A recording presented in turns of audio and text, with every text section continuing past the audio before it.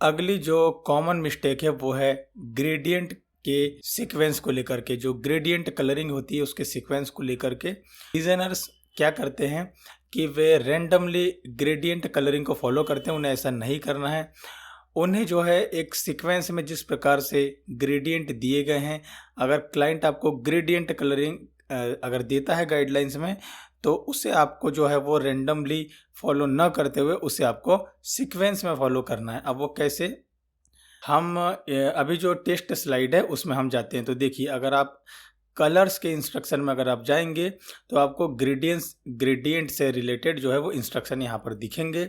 ये उन्होंने एक सीक्वेंस दिया हुआ है। ओके, इस सीक्वेंस में ही अगर आपको स्ट्रक्चर में ग्रेडियंट कलरिंग का इस्तेमाल करते हैं तो आपको इसी सीक्वेंस में करना है। आपको ऐसा नहीं करना है कि आपने पहले ये कलर इस्तेमाल कर लिया, फिर जो बाद में है ये कलर इस्तेमाल कर लिया, फिर बाद में ये कलर इस्तेमाल कर लिया। ऐसा रेंडमली नहीं करना है। ओके, हमने जो इनके आउटपुट स्लाइड बनाई है उसमें अगर आप देखेंगे तो 1, 2 और 3, ये देखिए ये जो कलर है, आप इसकी सबसे पहले RGB देख लीजिए।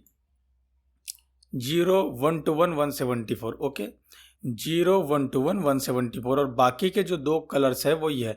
तो हमने जो स्ट्रक्चर बनाया है उसमें रैंडम ग्रेडियंट कलरिंग फॉलो नहीं कर रही है, सीक्वेंस में ही हमने जो है उसे फॉलो किया है।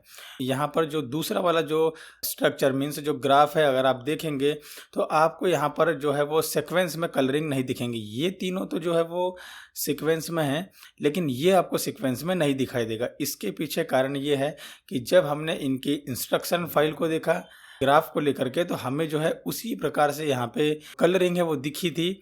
इसीलिए जो हमने इन्हीं के फॉर्मेट में उसे शो किया है। ओके, लेकिन आपको ये ध्यान रखना है कि अगर ठीक है, अगर किसी चीज़ को लेकर के ग्राफ को लेकर के इंस्ट्रक्शन थे तो हमने जो है वो उसी कलर को फॉलो किया। लेकिन अगर आपके पास ऐसे इंस्ट्रक्शन नहीं है तो आप हमेशा ध्यान दीजिएगा कि आपको जो कलरिंग है ग्रेडियंट कलरिंग वो सीक्वेंस में ही फॉलो करनी है। ओके।